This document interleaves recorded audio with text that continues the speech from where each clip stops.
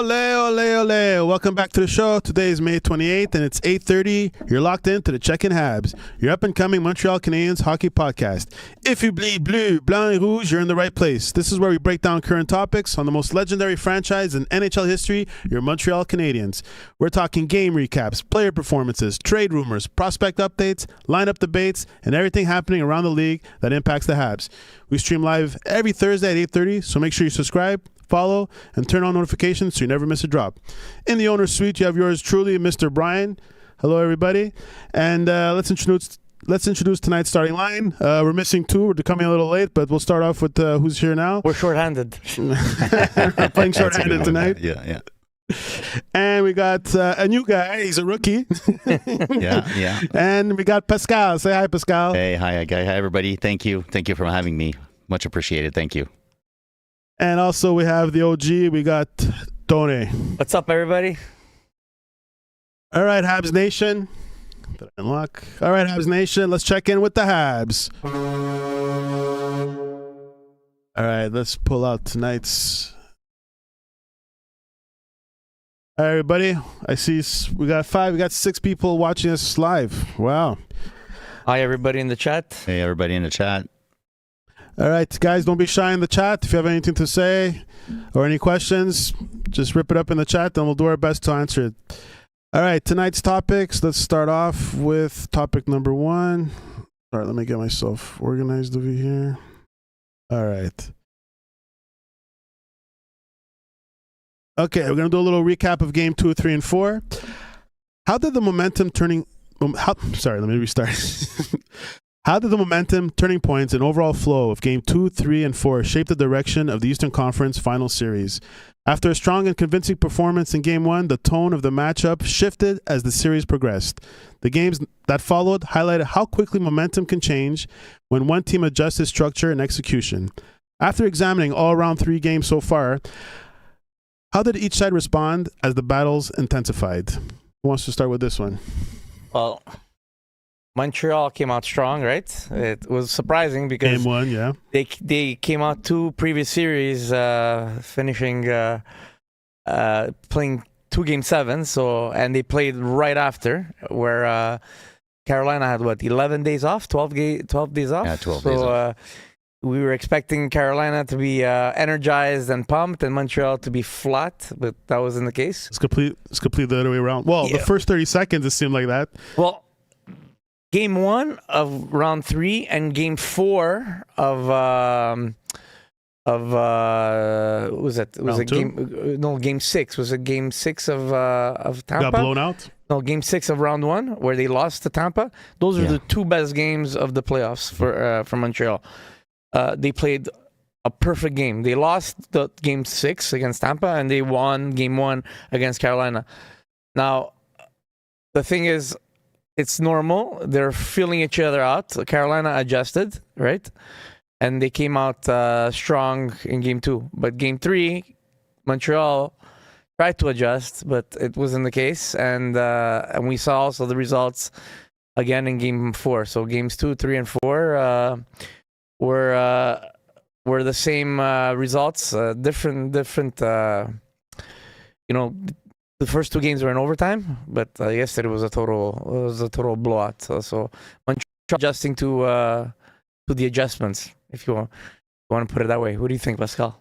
I think I agree with you. If I'm looking at the outcome of Game 2, 3, and 4, the fact that Montreal got outshot, like on the 3 games, it was pretty insane. It's pretty tough to win a game. But just not shut out, like shut out significantly. Yeah. That was literally, when like they tripled the shots, and they were doubling Montreal on each and every game. So it's very hard to win games when you're outshot like this. And not only that, if you look at the games, they played a total of 4 games, so 12 periods. Okay. In my book, in my opinion, out of 12 periods, 11 periods out of 12, Montreal was dominated. That's my personal point of view. In round 3? In round 3. Yeah, I agree. As soon as Montreal started the first game, first period, we scored and everything was good. But you know what? We all knew that Carolina was rusty. Afterwards, Carolina started to press. They started to skate. They started to adjust. And it started to make a difference. We won the first game, granted. But afterwards, game 2, it was a different ball game. Everything was completely set in a different way. We were outskated. They were physical. We couldn't win the battles on the boards, and offensively, we just couldn't shoot. So, at one point, if you don't shut the puck, how do you want to win a game? Yeah. I think there's more to it than just Carolina did adjust, but I think it was more their type of forechecking. They're very heavy on swarming you, and if you notice, it's a type of how do I put this? Because I don't want to say it's a trap, but it's a modified trap. Not like New Jersey used to do in the 90s, where it's very defensive and boring, but it's a modified offensive trap. They actually swarm you in the zone. It was mostly the neutral zone, but yesterday they were dominating in all 3 zones. If you look, Montreal had total control in their zone. Total control, and they weren't able to get the puck out of the zone. They would lose it. They would trap you. Montreal had, and in the first game, they were able to utilize their speed because Carolina was off their game. But as soon as they adjusted, their trap game, their forecheck is dominating the play. So I think it's more about the trap forecheck that they're playing. It's for me, I see a modified trap there. It's an offensive trap. That's what's blocking them, because Montreal is a quicker team. If they use their speedy forecheck, Montreal should be able to have the space like they did in game 1 to score, but they're not. And what they needed to do is stop, like you mentioned off air, instead of doing that slingshot. It's not you're not infiltrating and you're not breaking the wall.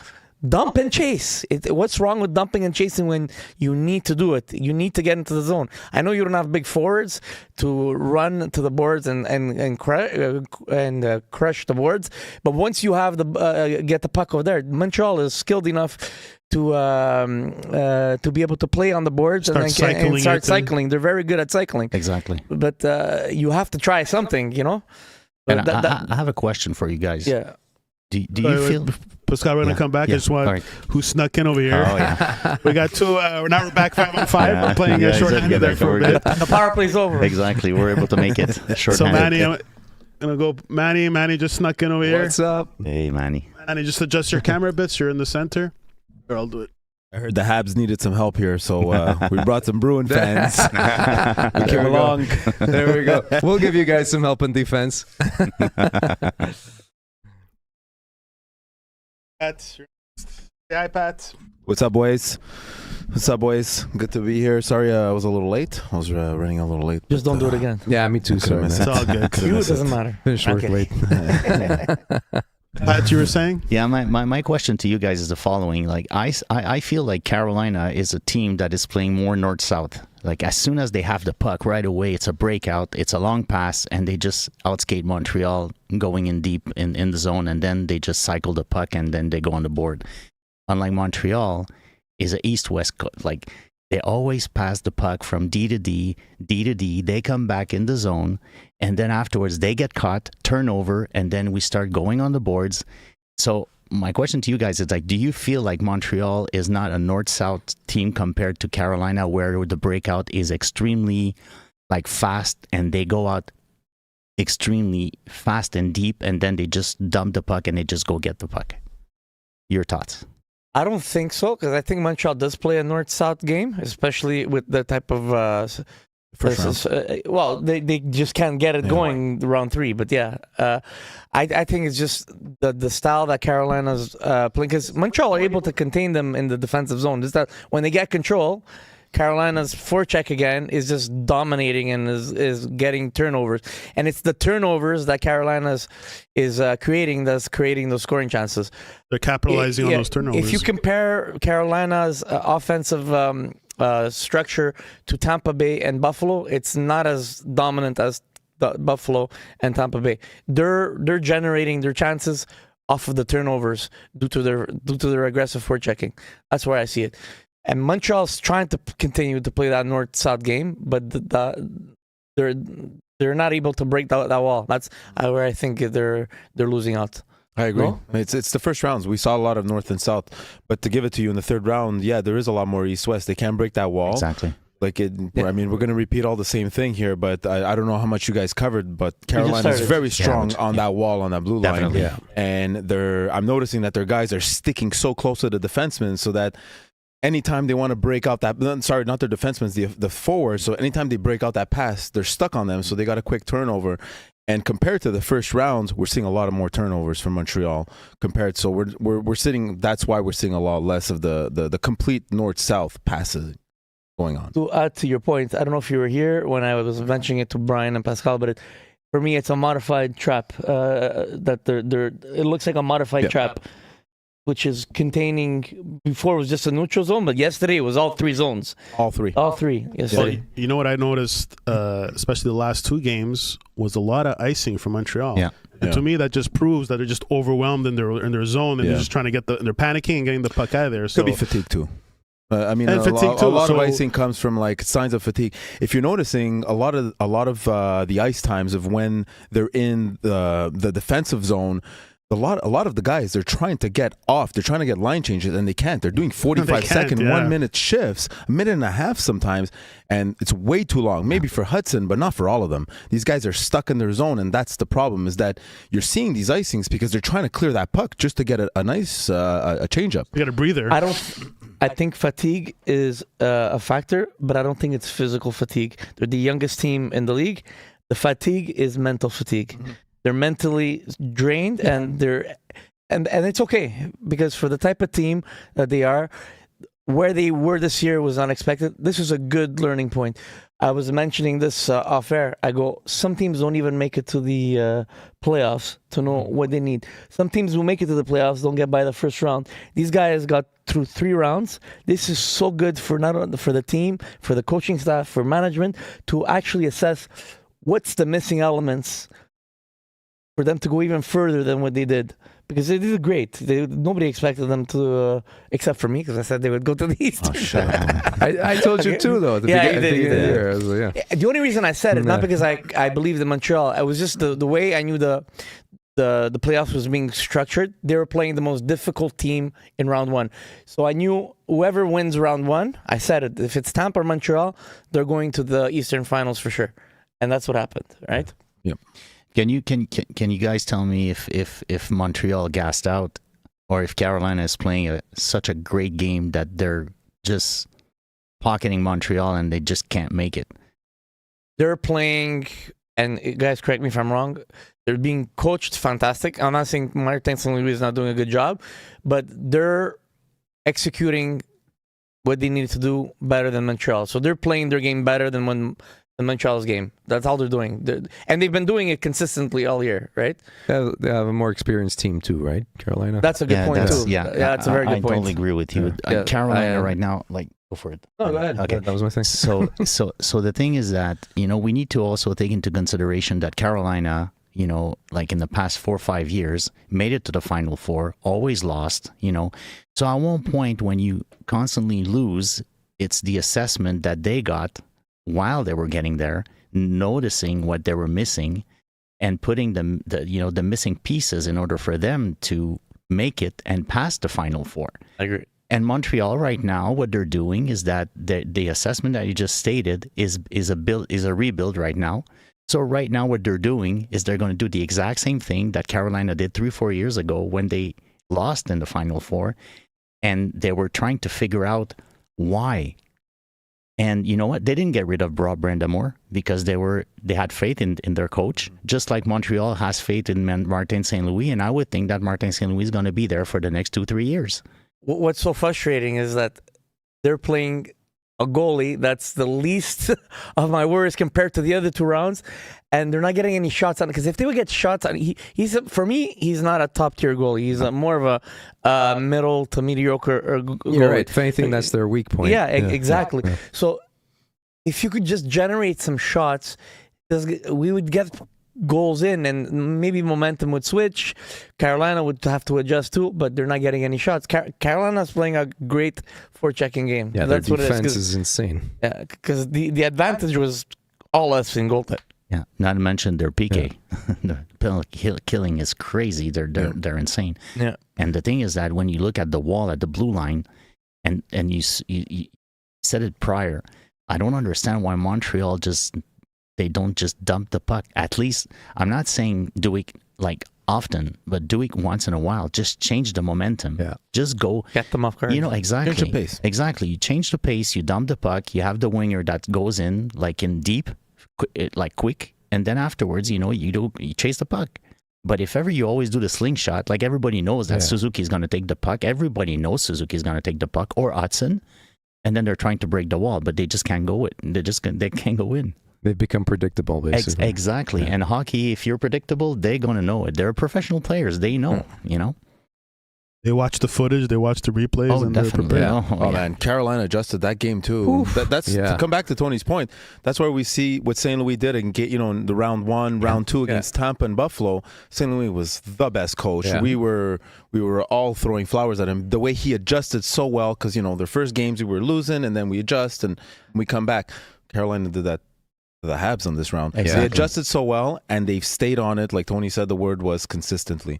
They stayed on them, and they haven't changed their pace. And now Canadians are stuck with they got to change their game plan. Exactly. Going down 3 games to 1. So that's one of our topics. Let's not talk about the adjustments needed to be made.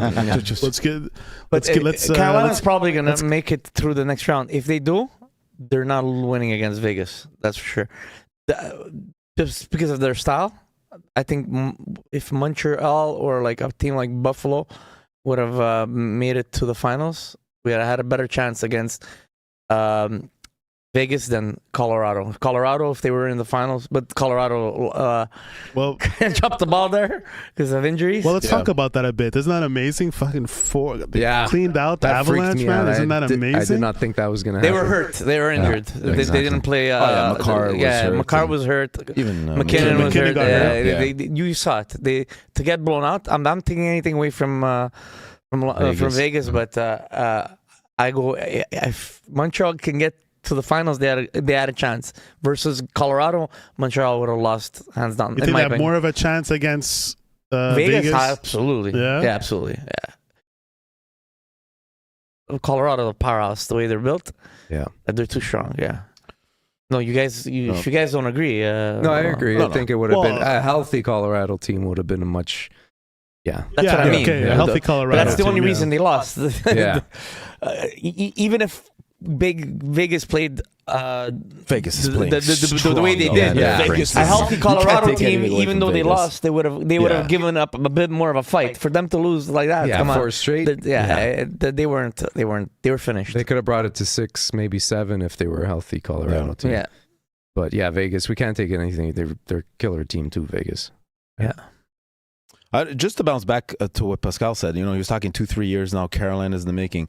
I'm thinking the Habs are at the beginning of this run right now. Yeah. And coming this far, I don't know what's going to happen. We don't know what's going to happen tomorrow night. But if it's the end of the train, it's just the end of the train this year. Yeah. And if anything, they're going to come back stronger than Carolina did their second year. For sure. They have a really big boost. And what they got, the confidence that they got and the experience, the knowledge that these young players have. We said it in the regular season, that after the trade deadline, we were like, this team's going to be hot the next 4 years. Yeah. All those contract signings, those young players.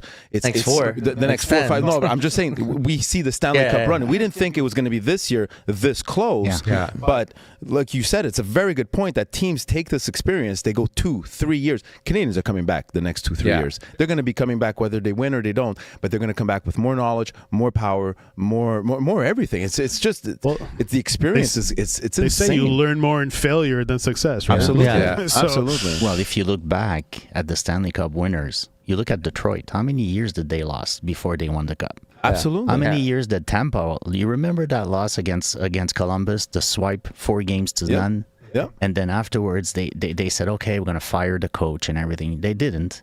They kept the faith.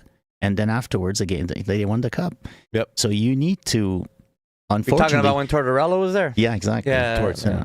So you need to suffer first. You have to suffer. And then afterwards, you learn. you're built and you add the missing pieces, and then you go to war, and then and just like Carolina did, and just like Tampa Bay, even Colorado, they how many years did McKinnon waited? How That's many right. years did Ovechkin waited? He waited a long time. Ovechkin, You know, Yeah. Ovechkin but waited it's a true. long time. Everybody was saying like Ovechkin didn't win the cup. He's not a top player, and all of a sudden he wins the cup because he understood he needed to play defensively, and they just Yeah, good point. Some of those guys needed to mature, like Carlson and a lot of those guys. yeah. They really needed and even to. Ovechkin.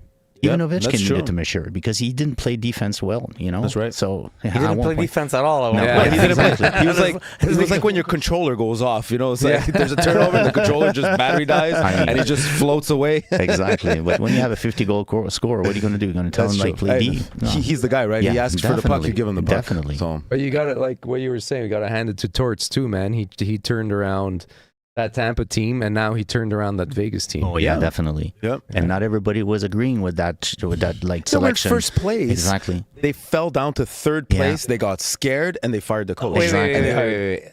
I don't think he turned around that Vegas team. They were better than their record. They were still on the top in the Western Conference. They were just struggling with the goaltending and defense. But he just came in there just to implement a little bit more structure. But he pulled out the whip. Yeah, but Yeah. I don't think he turned anything around. He came in the playoffs. Like let's. I came at the end of the season, no? Yeah, but Yeah, mid-season. Bruce roughly, Cassidy right? didn't. It's not like he didn't know what he was doing. He must have lost the room or something. But I give more credit to the team than to I'm not trying to take anything away from Tortorella, but let's not make him like he's the answer to why. Vegas. I wouldn't feel like that either. No, but come on. I mean, I like Torts. Me too. I like him, but I don't think it all he was depends. the. Like either you like he's him the or ma- you don't like him. I like him. He's the type of guy. He's the type of guy that he's honest and he just says the real thing. Like and people don't like it. If the player's not playing well, he's gonna say it. He's not gonna sugarcoat it. And I think that he's like some people are able to handle the truth right in their faces. Some people can't. And he's the type of coach that he's like transparent and he just says what he has to say wherever he is and he doesn't care. And you know what? For me, that's a coach that like I don't agree with you, Tony, because if ever this guy comes in and you think that because they changed the coach and all of a sudden the team decided to play because he lost a room, like he had to do something. He had to put a structure in order for Vegas to start. No, but I'm not sticking saying together. Vegas wasn't like faltering. They weren't. I don't think Cassidy's system would have brought them as far as No, Tortorella's definitely system. not. Yeah. That's I think why Tortorella's- I'm giving props to Torts, man. Yeah. I know you're not, but I am. I'm not trying to take. I'm just saying he's not the main reason. Like he helped restructure, but it's not because he's not like the savior. The team was still a good team before he came in. That's what I'm trying to say. Yeah. That's all I'm trying to say. Yeah, you're right. The thing is that with that change and a new structure, a new way, and we all know Torts has a lot of experience. Obviously, he won the cup. Like I said, you like him or you don't. Yeah. Like it's a miss or No, a I don't hate him. I think I love him as a coach. Yeah. I was just trying to make a point that I still think Vegas had a good team. They did, but they had a good team with Cassidy, and they were starting to, right? So that's why I'm giving my props to Torts. Okay, I'll give you that one. Pascal, you got a little love message over here from the chat. Oh. Pascal Ooh. brings good perspective, knows his hockey from Sean. Oh. A message from Sean. Mike Dubicki, looking good, boys. Thank you. We know that. Tell us something we don't know. And all right, is that it for recap? Any closing statements, or we're good? No, I think we're good. You We're good. What's up? been anything about today? What happened? R.I.P. Well, we Yeah. could, but the reason I wouldn't. Okay, it so be- let's just say it first that we all know the passing of Claude Lemieux today, which is shocking because we saw him, 3-4 days ago? Yeah, Monday. He hoisted 3 days ago. Yeah. 3 days ago, he hoisted the torch. the flame, Yeah. the torch at Game 3. And, it's shocking that he passed away. at first it was didn't disclose the how he died, and now there's TMZ saying that it was a suicide, and his son came in and found him behind they have a furniture company or something like Yeah, that. but let's just wait until it officially comes Yeah, out. exactly. TMZ, I don't know how viable that is. So Yeah, but if ever we go back to how Well, they were correct about my sex tape. They were on the ball about my sex tape. so But, the yeah, let's see what the truth is there. But Yeah. yeah, it's a shocking. Like seriously, it's not like this guy. He was It's not like 6 it years appeared old. out of nowhere. He was there freaking yeah. 3 days ago, man. Yeah, he was there 3 days ago, but he was also there when the teams won the cup. And I can tell Yeah. you, I've seen him played in '86 because I'm much older than you guys, obviously. And Well, we're alive. Yeah, that's yeah. We're 4 years old, Yeah. but we're alive. But the thing is that Claude Lemieux was such a clutch player in the playoffs. He was just outstanding. Yeah. Like you did not want to play against him because he was a pest. When he played against New Jersey, he won the cup, and then afterwards he went to Avalanche, played against Detroit. Of course, there was the incident with Draper, and but he was just a warrior. He was just a warrior. It's amazing how every time they talk about Claude Lemieux, it's always about the playoffs. Like was he like absent during the league during the regular season? got Got four shined during the playoffs. sometimes he wouldn't put up the numbers that he. But No. when it came to the playoffs, He was No, Like, changed. he was a rookie with Montreal Yeah. that year, and he was Yeah. their leading point getter, if Yeah. I'm not mistaken. Like everybody talks about Patrick Roy. Yeah, Patrick Roy. Patrick Roy wouldn't have won the Conn Smythe if he didn't score that goal yeah, overtime exactly. against the Whalers, like right? That back, yeah, that Yeah, backhand, you know. So that like a backhand lot shot. credit has to be given to Claude Lemieux. Exactly. You know. But what a player, and it's such a sad news. Like I was shocked today, obviously, because we see him like carrying the torch, and all of a sudden you see him like somebody tells me, goes, "Hey, you know what? Claude Lemieux passed." I'm like, "Come on, you're kidding me! It must be a." But right away, I wanted Joke to, or online. yeah, exactly. So you know how it is. Like sometimes everything pops out, it's a joke, whatever, and no, it was like it was true. So.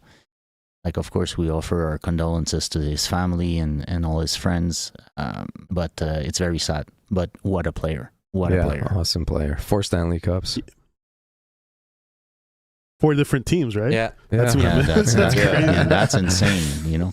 It's like wherever he goes, he's a Yeah, winner. well, I mean, I know one that goes everywhere and he goes in the finals and he doesn't win the cup, which is Corey Perry. Corey, So I was gonna say as Corey soon as- Perry. He's the jinx. Yeah, I exactly. wanted an Anaheim. He's like As soon as he comes in the team, you know you're not going to win the cup. Like, he's like the NHL Village Bicycle. There was Everyone's even, got a ride. what was his name? Marion Hossa, I think. Oh, when yeah. he would switch back from Pittsburgh to Yeah, Detroit, he would yeah. switch over, and then the other Chicago. team would beat him. Exactly. He won with Chicago, Yeah, he though. won with Chicago. yeah, but he Hossa. finally won the He cup. won, yeah. But I remember, like, He went back and forth. even Crosby when he shook his hand, Yeah. told him, he goes, "I told you not to leave." Yeah, and he was right. But you know what? He ended up winning the cup. Yeah. So Yeah, he ended up getting. amazing player too, Mario Ossa. Marion Hossa. What Great a player. skilled player. Yeah. Well, just a moment for Claude. Let's. A little moment of silence. All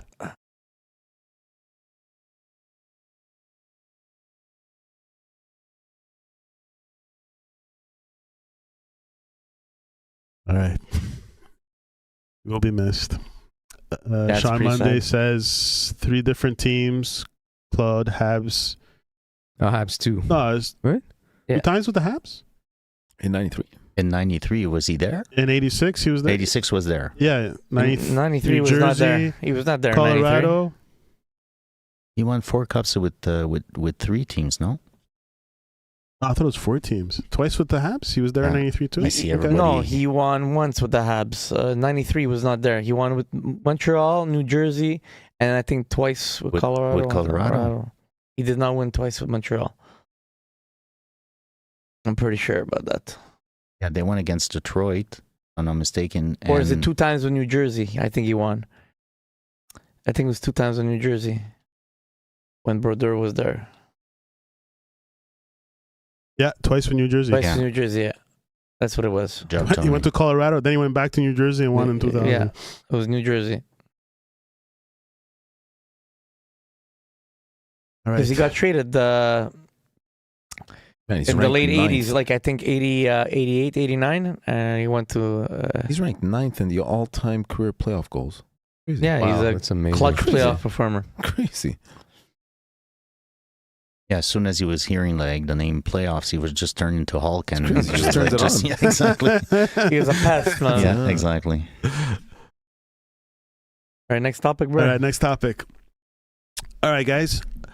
What tactical lineup adjustments do the Habs need to make to regain control of the series and outplay Carolina in the remaining games? After the Habs' dominant start and a noticeable shift in the Hurricanes' performance afterwards, the focus now turns to countering those adaptations in the playoffs, identifying which elements of the early success can be reestablished, and which strategic changes are needed to disrupt Carolina's momentum will be key to figure out. So, guys, which adjustments do you think need to be implemented to try and take down the beast that Carolina's... I'll repeat what I said earlier. It was get out of your own defensive zone for more than 90 seconds. Yeah. You need to start with that. Yeah. You can't stay in your defensive zone for 90 Exactly. seconds. You got to Especially, figure it out. That's the start. Put North, that as south. point one and on the drawing board and work on that. North Star. Because your guys are getting tired. You're gonna get outshot. You can't get any, and you're not gonna get a play going, and you're just gonna chase. You can't Worst do case that. scenario, even if you deke the puck out of the zone, at least it's out At of the least zone. it's Because in the right neutral. now, as soon as they start pressing, we just cannot go out of the zone. No. We can't. It's crazy. It's crazy how Yeah. the turnovers just happen Exactly. on that blue line. It's In order to do that, the first key thing they need to do in order to justify what everything is speed. They need to Yeah. play with speed, Yeah. which they did against Buffalo, against Tampa, and that game one. They're not able to generate speed. The moment they integrate speed to the forecheck, it's a totally different team. They're hard to contain, Montreal. So speed is the first thing that they need to integrate. I totally I agree think with number you. one should be shots. How about shots? Yeah. Let's talk about some shots. well, if you could get into the zone, let's get out of the defense. Well, not speed, you can't create a shot, right? That's a good point. You know, you need first of all you need to get You out of need the to get zone, out of the zone, and then yeah. you need to break in. And the Exactly. problem So is that we Once can't you break can in. break in, then you're east, west, north. I don't give a shit Exactly. Because take they're- shots from the blue line Because they're You're dominating. right. The neutral zone is dominating by Yeah. by Carolina 200%. So Then you already, generate your shots Exactly. after you. Then Yeah, generate. so speed, and then you can generate. Okay, your but shot. right now, even if they do that, they're still not getting those shots. They're still not even. They're not taking shots. Okay, so because how they're not about, generating anything. how about if you would Alright. change the lines? How about we put I'm down with You know, shaking up the lines. Demidov and Demidov on the first line and Slavkovsky on Well, the that's second. another thing they need to do is the lines. Yeah. That's Yeah. another point that I had. I agree with you 100%. The thing is that it's not going to get more physical if we do that, right? No. So you have three skilled player. Obviously, none of them are like on the first line. They're not physical players. Suzuki can go in the corner. Obviously, Cofield is a no-no, right? Mhm. So he needs to stay. He needs to stay in the paint zone. So right now, as we speak, if we do this, yes, we have three skilled player, but no physicality at all. You know what I would do? I would take out Struble, bring in Jacky. Even if he plays 2-3 minutes, you're creating that physical presence. And at the same time, you get to put Hudson back on the left, which is going to make a big difference. I do not like Hudson on the right side. We know this, Tony. And I know that. I'm going to say it every time. We know this, Tony. First time you But bring it up. I don't want to take anything away from Struble, but if you're not going to do anything physically, like you're not bringing anything extra to the game to try and shift momentum. Bring in Jacky, even if he's playing less. At least he's gonna bring that physical presence. He might shake up the core, and it might open up some ice. Do we bring another warrior, Gallagher? I would be okay with that too. Why not? I would agree. Why not? Yeah, why not? It would bring some energy. Well, Yeah. Yes. Yeah. That's what in the chat, Sean Monday, hot take, throw in Patrick Laine, Galley, and Arbor. So No, Laine can stay home. Laine can stay Yeah. home. I agree. Galley, I agree with Galley. For No, Galley, sure. he's going to bring Throw in energy. Gallagher, He hasn't yeah. played for a while. I think he would have energy. look what happened. Look what happened last time they put him in. Yeah, right away bam. he scored. Yeah, you know why? Because he goes in traffic. Yep. He's in Yeah. front of the net. He goes into brawls. It And doesn't that's matter. what you need. Exactly. You need right that. now. Right now, that's Yeah. what we need. People have to understand. Laine cannot play the system Montreal needs the team to play in order to succeed. He won't be able to keep up with pace. Exactly. He's going to be a negative instead of a positive to the lineup. Yeah. How Sorry. about a positive on the power play? They That's a don't good- need him on the power play. That's a good point. One way or the other, the way they play now, I mean, right now they're not even able to break in. Yeah. That's Yeah. that's the That's issue. the least of the worries. Exactly. Yeah. And I don't see Lane like dump and chasing the puck. right? No, We no, agree on no. that. So I don't know. Maybe and another thing. Yeah, you're on a power play. I understand you skate and you pass the puck. You have 2 minutes. For 1 minute and 30 seconds, you pass the puck. We don't shoot. Yeah. I don't understand how come they do not say, okay, yeah, it's not working when we're skating. So 2 passes and 1 shot on net. That's it. And then at least you try. If you don't try, if you don't shoot the puck, how are you going to score? Yeah. You got to put the puck on. Exactly. And you know what? How many goals that you see that are perfect goals in the playoffs? It's always scrappy goals, deflected.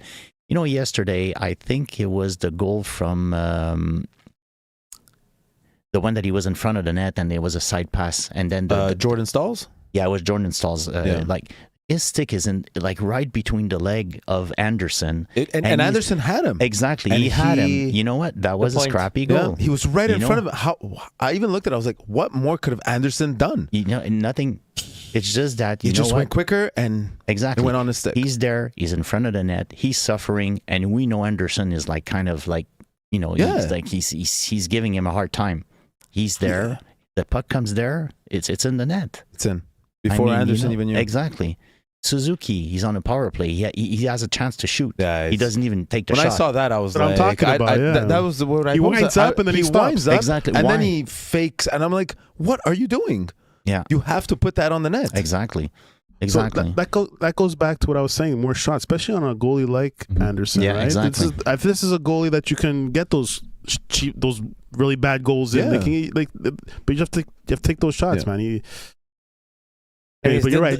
They have to get those opportunities to take the shots. But even when they have the opportunity, like we said, Suzuki was winding up. Even Demidov, I don't know if I think he fanned on it though. But all these adjustments they needed to needed to be done yesterday. I think even if they win tomorrow, I think it's a little bit too little, too late, right? I don't see them winning 3 in a row. well, Not it's impossible. still possible, hard. but obviously Not impossible. It's but not hard. impossible. Okay, let's do a survey. hard Let's for do a any team survey. to win 3 in a row. Manny, Yeah. do you think Montreal can win the well, series? Honestly, Manny's biased. So is Pat. So Yeah, No, we're no. Boston fans. But we are I mean, Boston fans, okay, but but like we're Boston- hockey fans. Yeah, that's okay. True. But I Yeah. mean, you're hockey fans. Yeah. You know about hockey. Yeah. So at one point, you need to be honest with Yeah, the of course. outcome, right? I think Montreal has the talent and what it takes to get to the finals. I think it's all up to them in how they readjust. Just because they're down 3-1 doesn't mean you can't look at it like 3 games, 3 victories. That's 60 minutes times 3. That's a lot of seconds. You can't look at it like that. You need 1 win, and then you're gaining momentum, and then you create something in a second game where you're like, oh, okay, that was a tight 3-2 win in overtime, but you gain something else, and you've probably cracked the code in Carolina. Yeah, you and figure usually, something I agree with you usually when you 100%. win game 6. It's usually the Yeah. decider in the series Guys, are because you sure depending he's a on how Boston you come fan? back. Are you a Boston fan? I've watched Bruins come back 3-1. I've seen Against a who? lot. But I'm surprised you're saying this. I'm surprised. Against the Leafs. yeah, I love that one. But I'm surprised you're saying this because, like, for my part, I think Montreal is gassed out. You know, even if you have the fastest car in the world, if there's no gas in it, you're not going to go anywhere. I was going to say, that's why I said, if they have the talent and what it takes. Yeah, but definitely. it's how they're going to adjust to it. Yeah. And the fatigue, we're seeing it. We're seeing the fatigue set in. And I'm not saying that they're getting out dominated with the hits and everything, because you know what, to be frank, Carolina's not a big team. No, they're have not you huge. seen their sizes? Like, they're not. there's a 5 foot, I think. They're pretty skinny and too. Jarvis is 5'10", 5'8". There's. But when did Taylor Hall become physical? This is the thing is that when it comes to playoffs, these guys have to throw the body. Montreal's going to have to start doing that too. Yeah, and they're not. Like, just because you're Nick Suzuki, They're not a heavy playing team. I know, Tony, but No, I'm talking about Carolina. but they're small guys and they're throwing their bodies out there. Yeah. They're I mean, these guys are, and you need to do that. I understand you're tired, but you're gonna have to figure out a way how to. I so agree with you. Champions find a way, and if Yeah. How many games did Montreal play now? 14? no, 18. sorry, they played 18 games. 18 games. That's it. And Carolina, Carolina coming into this played 8. No more. Going into this round, well, they beat first round 4 games, That's and 4 8. rounds. That's 8 plus games. 8 plus, so it's 12 games. 12 games. That's a big difference. Huge difference. And they Huge had difference. 12 days off. And you know what? We have to stop with that 12 days off. I look at it more like Carolina went through each round 4 games, whereas Montreal had a grueling task of 7 games. Overtimes, overtimes, many more minutes were played against Carolina. You can't just look at it as 12 games. There was so much more played on the ice in the in the Montreal series versus what Carolina had to face versus Ottawa and especially Philadelphia. Tampa. Most of those games went all into overtime. So it's the experience, the time, the skating. Man, they're outshot. Like meaning outshot physically. They must be dead, and we don't even know the injuries that they're probably dealing with. Yeah. Is Cole dealing with an injury? Is he not shooting properly? What's we're gonna find out later. Yeah. At the end. But these are it's the playoff game. We don't know. We have to go with it and come back to what you say. If they can find the strength, I think that's their one key. That's going to give them the speed, the shots. They can generate the plays. Yeah. They need to get the strength to get out of the zone, be smart, quick, and you said it, speed. But it's a bit of everything, but right? If ever they play the way they played the last 4 games, they need to change something. Yeah. They need to change something. They cannot play the same way. If they play the same way, it's done. It's over. Yeah. So as soon as you see that there's a change, anyways, you all know about hockey, guys. If ever you see that there's a change in the system that they're doing right now, and you see that they're making something different, then we can say we have a shot. But if ever we start doing the exact same thing of the last 4 games, I'm sorry, but teams don't just change systems in the middle of a playoff. No, I agree. When I said system, is not system. They It's just need to adjust the adjustments. Yeah. Tweak things. Tweaking, like we said prior. I think Dump and chase a few times. Exactly. Try it. Change it up. But did you see it in the past 3 games? I didn't see a dump and chase. I think the issue is more they can't adapt to what adjustments Carolina made. They're playing a flawless game. I think Carolina. Especially yesterday. Because Montreal tried to adjust, but they countered. They're playing a great game. They're Carolina's getting better and better as the games went on. They're just getting more and more solid. Yesterday was that rest came off. Well, they know how to contain Montreal's speed. That's what it is. Montreal has to figure out a way to counter that because. And what is it? I don't know. If I knew, I'd be behind the bench. Not Martin St. Louis. I think it's everything we spoke about. It's the East-West. Change that up. Do a little dump and chase. That's it. Get a little more physical. Get a little more grindy. Like that's why they got to put Gallagher back in there. It's funny how we hated more shots on net. Just shoot. You never know what's going to happen when you shoot. I like the idea of Gallagher in front of the net. That's what they need. They need that action in front of the net that they don't have right now. Yeah. It's funny how for years we hated the dump and chase in Montreal. Now that we have one of the, now everybody wants the dump and chase. I get it. But why can't they do both? Dump and chase and slingshot. But in the playoffs, you need that dirty type of. You can't like in the regular season. It's nice to get that tic-tac-toe, but in the playoffs you need those gritty and those dirty goals and those dirty plays, and the goal off the stanchion like you had in the Buffalo game. You need to have bodies in front of it. Yeah, exactly. And if ever I go back 2 series when Lane Hudson scored his goal in OT, do you remember how many guys? Have you seen the picture of the bodies in front of the net before he took the shot? He just threw the traffic. He took the shot. That's it. He said, shot it. And then all of a sudden the puck goes in. So if ever you have bodies in front of the net, and Anderson, like we say, he's not a top tier goalie. Yeah. So if ever you put the puck on the net, God knows what's going to happen. Yeah. But if ever you have like 10 shots, you have 10 chance of scoring. That's it. Yesterday we had 4 shots and Carolina had 3 goals. Yeah. How do you want to win a game? It's impossible. No, I know. Just want to hit the chat a bit. Benoit Thier, I think he's been here before you. Yeah. What's up, Benoit? The key is game 1. That's where we saw Carolina's flaws exposed. I think it was just a little more rust. For 12 days off, I think they just had to get back in the game. Yeah, I agree with that, Brian. MTI, is that Martin Louis? Yeah. No. What's MTI? Montreal. On the edge. I think you meant MTL. Oh, MTL. MTL. Okay. When they're on the edge. Well, I think it's a possibility Montreal could win tomorrow. Not far-fetched for me, but to win the series, I think that's far-fetched. I'm with you on that one exactly, Brian. I think they can win tomorrow, but I don't know about the series. Anyways, let's see what happens tomorrow. Like Pat said, 1 game at a time, right? Yeah. Maybe Martin Louis is watching us before Seinfeld. But I don't agree that there was flaws in Carolina's game in game 1. I think they just got off their game because of the time off. They were rusty, Yeah. and They as sat soon as back and Brendan watched. Moore put them back, they went. This is why they won 4 straight Yeah, against exactly. you know. I personally think they like 11 periods out of 12. Carolina dominated us. That's how I saw it. As soon as they start rolling, I was like, oh boy, it's kind of getting pretty. Oh, you know what? Game 2, Game 3, yeah, they lost, but it was close games. Like They were close, Montreal just got unlucky, Atlanta unlucky, but the Close game in lost the by the score, close games. but First yeah. 2 periods were Yeah. 5 yesterday shots. they got in blown both out. games. Yeah, exactly. blown out. That's yesterday. 10 shots in 4 periods. And the reason why there were close games because we have the goalie on the other side that's not making the saves. And Yeah. that's basically it. Yeah. I mean, it was a close game on the board, but if you look Ice in the time. game, At the stats, yeah. oh my God, we got destroyed. We got It's not clobbered, even yeah. close. Look at the shots, 80 to 35, and you're like, shots. Yeah, attempts.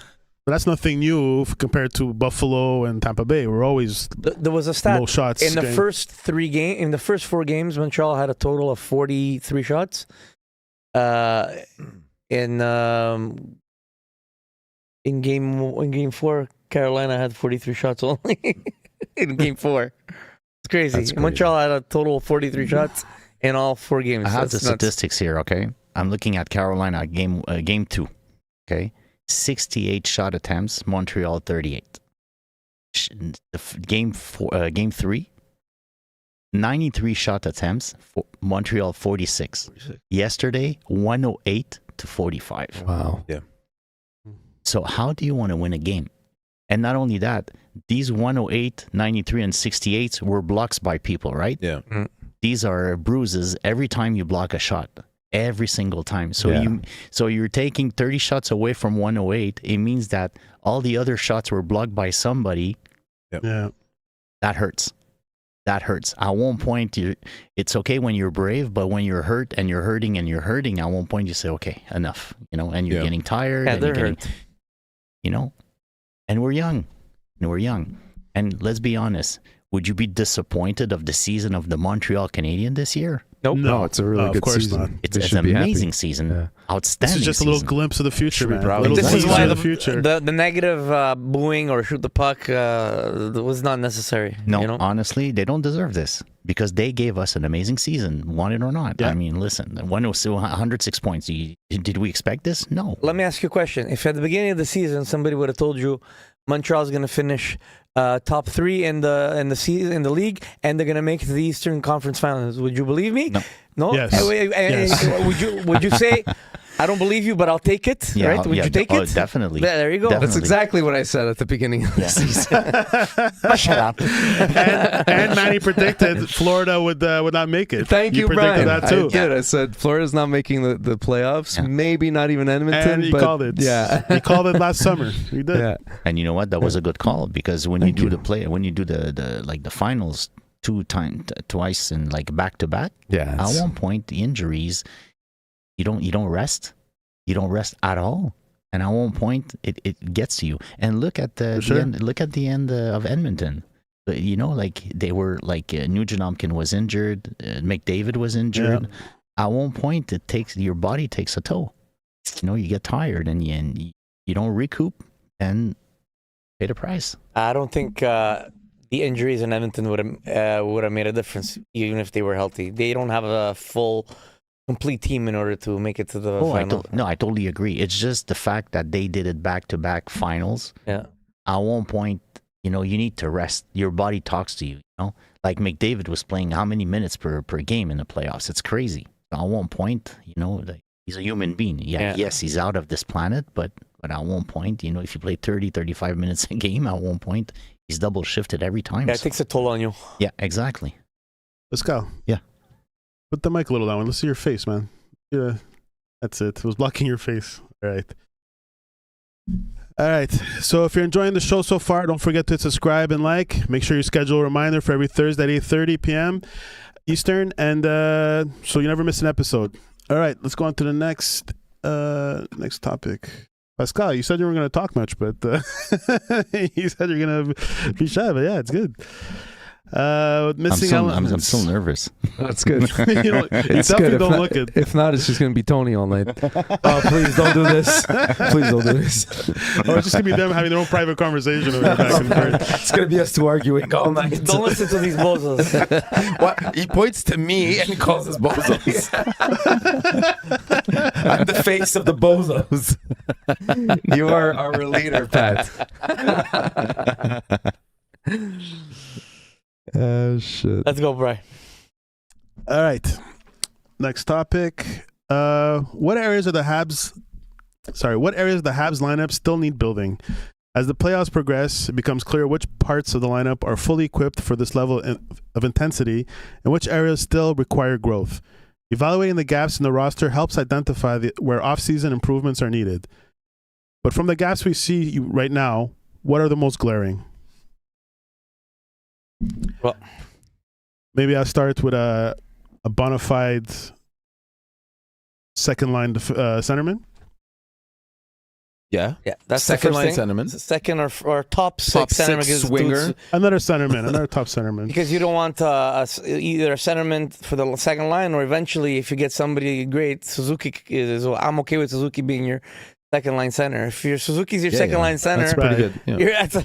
that's great. You know, Good point. 97, 97, guys.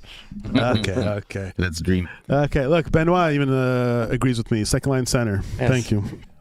How about size? Yeah, a little bit more size they need for sure, especially in their back Yeah. end. Yeah. Yeah, the bottom six. Yeah, We need size. yeah. Even on the top, need size. Yeah, Yeah, it just needs another size in general. Slavkovsky. Yeah. You know, we're talking about a centerman, but how about a big winger? That's the second thing. Yeah, I have that. And these guys can come with size, right? A real winger, fourth yeah. line Michael Dubicki. Yeah. Not a fake one. Good point, Mike. Emphasize, Mike. You don't like our fourth line? Well, eventually it's gonna be gone. It's funny that because people emphasize on the first two lines and they say like the third and fourth line are not all that important, and all of a So sudden important. it becomes In the becomes playoffs, I mean, the most important. definitely yeah, of course, So important. So many teams get bailed out by their third and fourth lines. exactly. Oh. Yeah, I support. think a lot of the series we won was because of the fourth line. Yeah. Or third line, Oh, whatever. definitely. Anderson Yeah. and Yeah. Bolduc and Well, Doc- Texier. yeah, and- Texier where's Texier? It's true. He's Well, you need a real because right now the third and fourth line, which is the fourth, which is the third, right? Because they're interchanging. You know, I mean, the people are not in their real chairs. That's the No. problem. Yeah. Right? Because we're missing players. We're missing the key players in order for the people to fall in the right chairs. Yeah. You know? For me, the center, another winger, because we need another winger, and a top, another right-handed wing. defenseman that is able to play on the top three pairings. We can't have a sixth or seventh defenseman. We need a defenseman that can play on either of the top three pairings. sorry, I forgot. Is Reinbacher right-handed? Yeah. So I think Reinbacher is the answer, or We don't know, but we don't know. But we need somebody because you're gonna put like Pascal was saying, you get that right-handed defenseman. You're gonna have more structure on your defense. You're gonna have everybody on their chairs. Yeah. You can have Hudson playing his natural position because it's bothering me. You know, Gooley too. It's causing Gooley to be switched back and forth, and Matheson I find should be playing with Dobson. I like the Dobson. I even like the Matheson, Dobson and Carrier? no, the Dobson and Hudson. But I like more Matheson and Dobson together. Unless you guys see it differently. You'd get rid of Carrier? Make space for this Well, no, fictional right-handed. You can bring in somebody, or unless if you don't think Reinbacher, he's always hurt, or if he's not ready, if you're gonna give him another season in Laval, I don't know if he's gonna play next year. There's Engstrom too, but these are all pieces that you can use to trade, you know. But you need, I think, an experienced defenseman. You need, especially with the run that they did this year. you want somebody on the back end that can. Yeah. And I think you have that space by removing Struble or Xhekaj. And I think the guy that I wouldn't remove is Struble. I agree with you. I would keep. You really Xhekaj. don't like that guy, yeah? No, it has nothing to do with that. But these guys are your bottom Yeah. 2 defensemen, right? Yeah. So you need to keep one. Yeah. Keep Xhekaj. He's going to be your 7th defenseman, and you get a better defenseman to play on your as your 6th forward, 6th defenseman that can play and interchange if you need to bring him up or down the lineup, depending on the pairing if somebody gets hurt. It was basically you're changing Struble and Xhekaj every other game. These guys are both your 7th defensemen. Yeah. You need somebody that can play your 7th defenseman steady, and then get that top 6. Who's a possibility that's going to be going maybe UFA this offseason that they can snatch? It could be somebody from Laval. We'll see how that develops, or it could be off a trade. But they need a right-handed defense. Right now, they have Reinbacher as a possibility, and they have Engstrom. Engstrom is a left. He's a left-handed player, but he plays right. That's where he plays, this position. So, or they can use that as trade. But those 3 elements is what they're missing, including size. So let's say 4, in order to get to that next level. How about the guy with the pads? Is it a solved thing? We have 2 guys with the pads. Is it solved? We're good with that? We're good with that. Yeah, we're good with that? Yeah. Okay. So, yeah. Unless one goes down, you have another. And if you continue to play them good, we should do the same thing Boston did for years. Because at the end of the day, if you're having 2 good goalies, you can use them for a trade and continue to add to your team. And the way Montreal is signing contracts, there's going to be a lot of space to add a lot of players in order to create a lot of depth. And the most important thing going into playoffs is depth. Yeah. Depth players, are able to have players that you can rotate in that can do the job, right? Plus, they're getting rid of Gallagher this summer. Even. Yeah, I think so. Oh, now you think so? You agree with me? No, I what do you mean? No, I think so. No, you kept saying no. No, I said they time, should have so- bought him out, but but who knows what they were doing because of it's an untradeable contract. I never said anything different. I think they didn't buy him because out of respect for what he did for the organization. Because when you get buyout, it means that there's an issue with the player, and the organization. But now, you have no choice. Yeah, no, of course, I don't think he's going to play next year. He's not going to get traded. He can retire. I mean, right now, if that's what Montreal is showing him, he should retire because, he didn't play. He barely played in the playoff. He got scratched in the end of the season. Yeah, I mean, he's kind of forced out. Yeah, he wants to play. He wants to stay, and he he'll wants end to up continue. somewhere. Yeah, he'll end up probably on a team that's just needs some grit. I said he can go to the West Coast, but He'll go to the West Coast. he goes to Vancouver. Yes, he's a veteran presence, but is he going to be a veteran presence on a 4th line on a young team that's trying to rebuild? Is that the actually right fit for him? Maybe. I don't know. I don't anymore. think Gallagher is going to have his share of value with another team other than Montreal because of everything he did with the organization. he's a fan favorite over here. Yeah, exactly. So, and I don't see him in another jersey, to be very quite honest. I think if he gets traded, he's going to retire. I think they're going to end up having to buy him out. Yeah. There's no space for him. Yeah.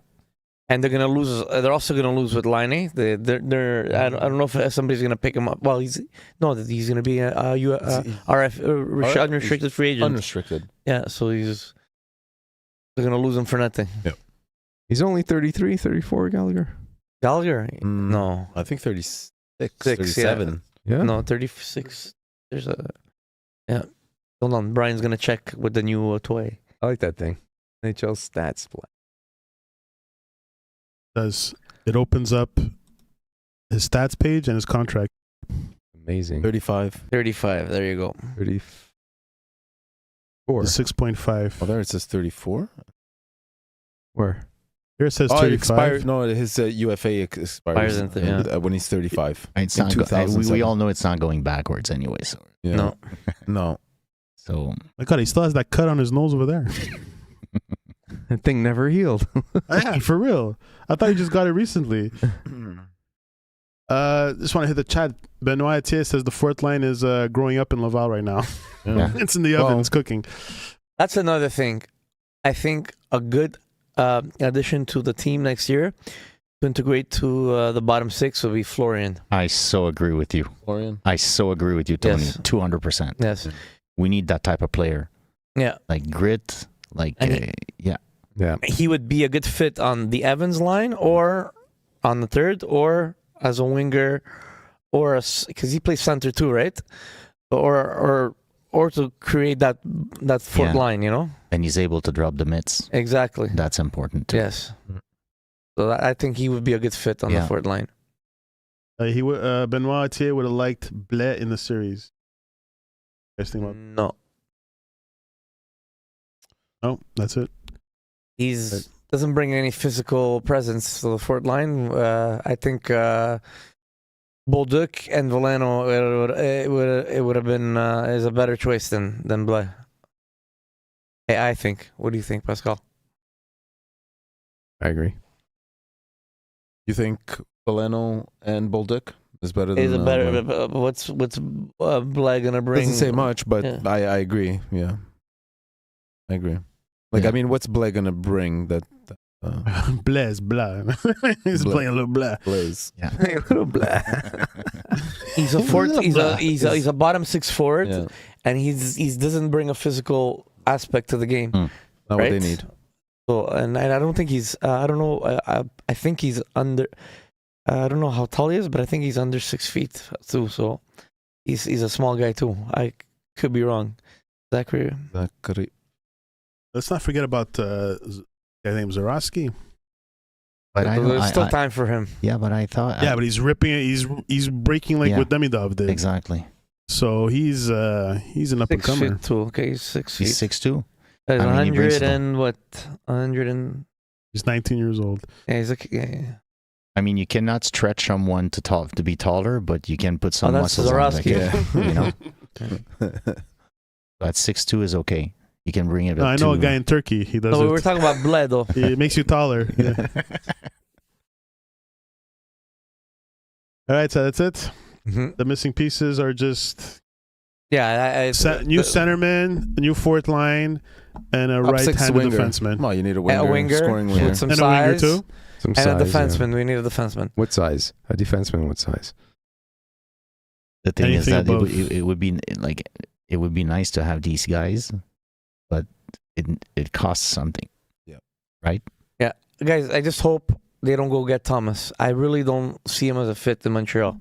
Ooh, cool. Thomas, remember he was Rob Thomas. yeah, exactly. Rob Thomas.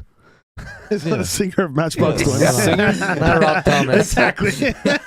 Rob, Tom, Manny, help us out here.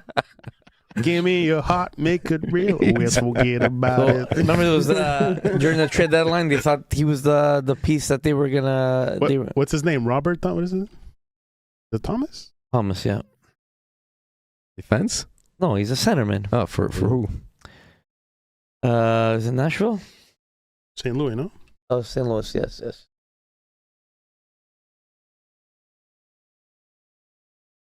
That is a little app I created, guys. He's very similar Robert to Thomas. yeah. That's He's amazing. he's very similar to Suzuki. You need the. I don't see him as a fit. This is why Yeah. I want to know what they're gonna revisit on that mystery trade that they almost completed on the trade the deadline. rumors it's nice, but the rumors it's nice. I don't think it's nice. For who? I don't. Yeah, we there was don't a know. trader that didn't get at the trade completed. at the trade deadline. It was about it got rejected or something. What happened? It got No, it rejected. didn't. They didn't get it. It didn't go through at the trade deadline, but Ken submitted Hughes it had too something late. cooking. What? Who did? And the rumors that it Montreal was wanna trade? nice from Toronto. The rumor is if he would have made the trade, it would have been a significant move for the team. That's what Ken Hughes said. But who was Montreal going to trade? Do you know? We don't know. We don't know anything. They won't say nothing. He goes, we might be able to revisit it in the offseason. Let's see if this is the one player I hope they don't get. You don't want them to get? No, because they can get something better. Is that 8.5? Oh, to 2031. Yeah, Yeah, expensive. the type of player. 31. How many points this guy? He's not old. He's 31, but 26, no? This season he did 64 points. and talking about centers, Disappointing. Malkin just resigned with the Pittsburgh Penguins 1 year. this week. 1 year for $5 million. Yeah, I saw. Yeah. So everybody who thought Crosby still a chance, no more chance, guys. He's not coming. He's gonna stay. He's gonna stay in Pittsburgh with Malkin for sure. So what's the plan? They're gonna rebuild around those guys? No, they're gonna retire. What's gonna happen at the end of the season? Malkin's coming back. At the end of the season, they maybe if they don't make the playoffs, maybe they'll trade them. But no, I'm going to be think he's honest with gonna you. I retire. prefer Crosby at 40 on the third line than anybody else. Yeah. So if the Yeah. guy wants to play hockey till still 45 plays. years old, you know, if That's a he good wants to point. stay there, he's on the third line. He brings energy, he brings like value, he brings everything to He's the like team. Jagger, man. As long as he Yeah. keeps skating, Yeah. keep going Exactly. on, buddy. Crosby can still play top Play, six. buddy. He can He's still good. play. He can still play top Definitely. 6. Yeah. Benoit Test says Heischer or Hischer. How do you say his name? Nico So Hischier. what? He's a Yeah. pot. He's on the market, or Mhm. what's the rumors? What's the rumors around that? I don't know. No, No, didn't Please, know. please tell us more. Does he want out, or is? Okay, guys, let's move on. Topic. All right. Why is Hudson's willingness to take blame a sign of leadership and not a weakness at this moment? Lane Hudson is taking the fall for an overtime turnover that ended Game 3. He later stated, "I just blew it," after the match. He played nearly 29 minutes and was the only reason the Habs even made it to that extra time frame. Let's break down the 9 reasons why he's the last guy anyone should be blaming him for the loss.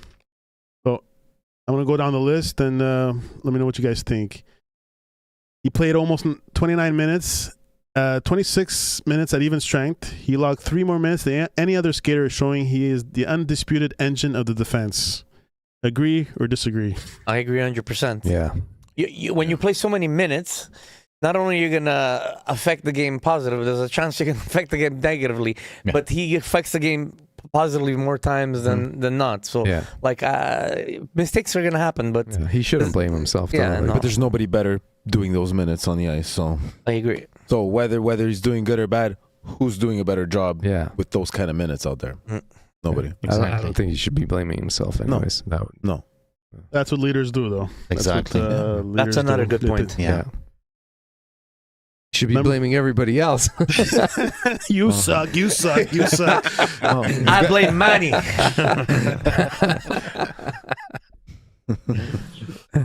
Number 2, scored the game-tying goal on the power play. Without his beautiful give-and goal with Cole Caulfield, the Habs wouldn't have made it to overtime.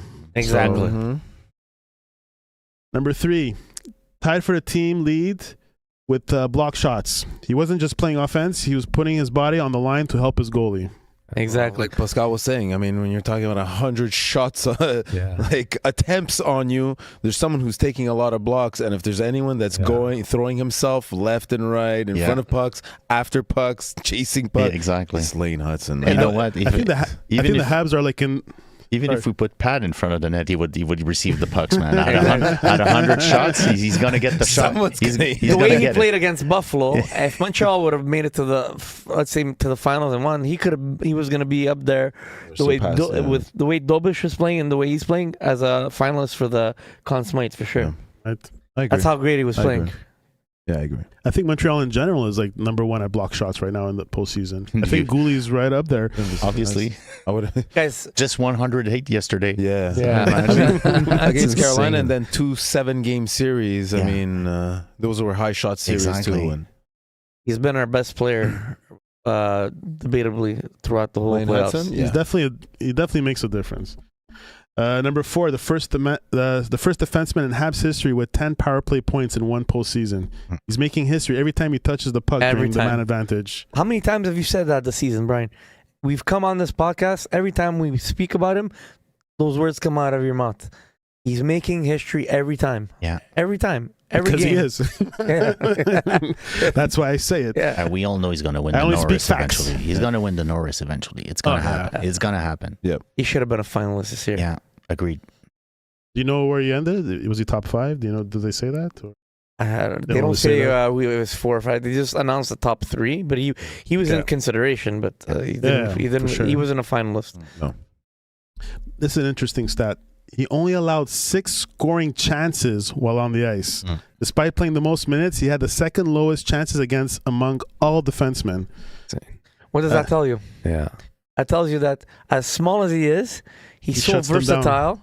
He's able to defend in other ways. So he understands the game so well that he won't let his inconsistencies or what he's not strong at, like his power and his size, affect him in a negative way. He always finds a way to get control of the puck. He's amazing.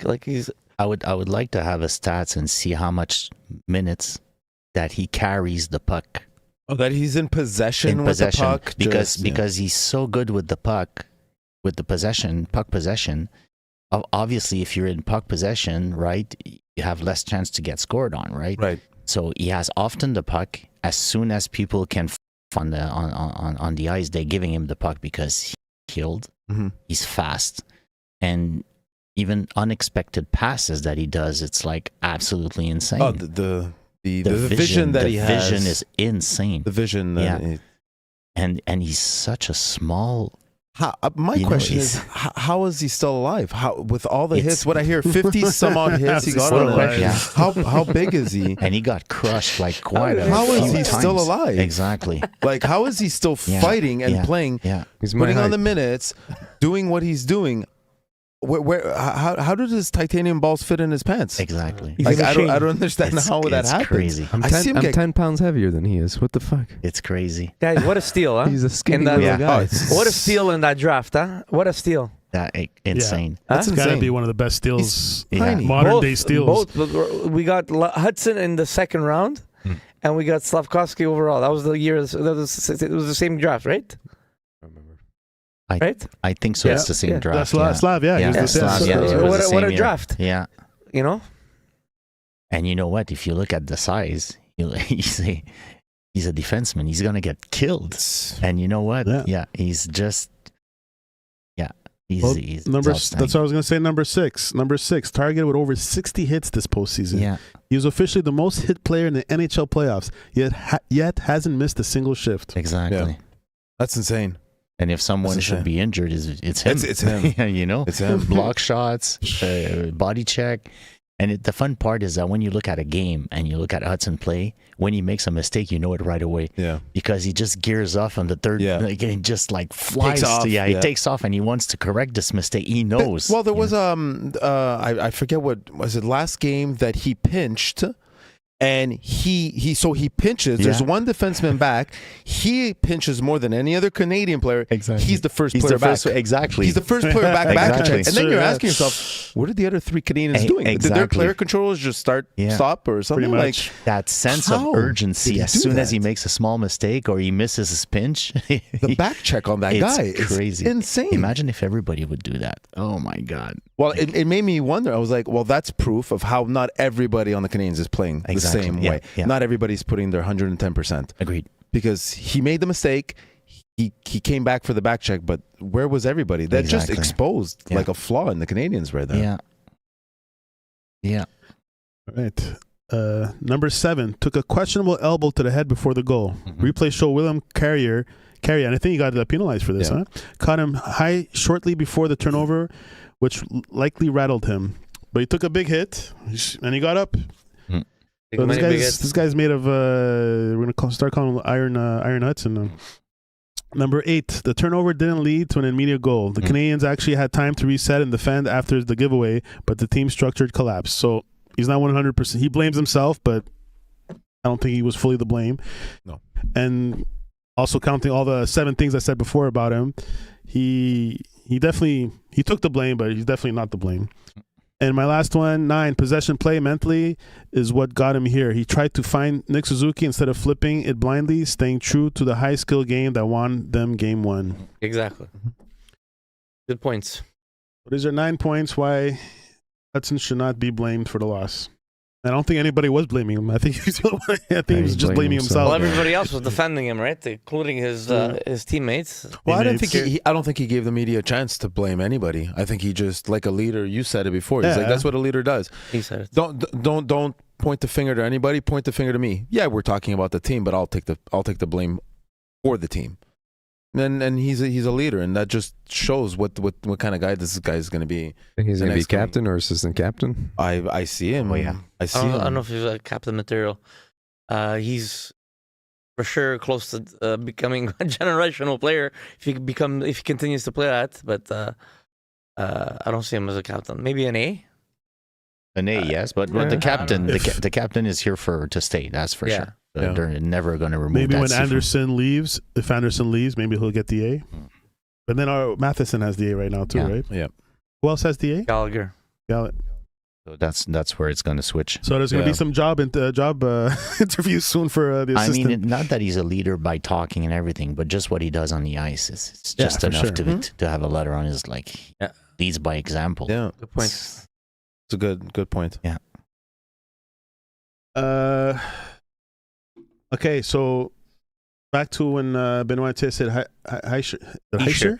Nico Sure, yeah, Hischier. Nico Hischier. Nico He has Hischier. 1 year Nico- left. Yeah, He has 1 year left, so maybe Montreal can make a move. I don't know. Is he? I didn't know this about LeBron. Read what he said. He goes, LeBron mentioned the Kings, the Wild, and the Canadiens specifically would be Be paying We'll be close paying attention. close Close attention attention. to these negotiations.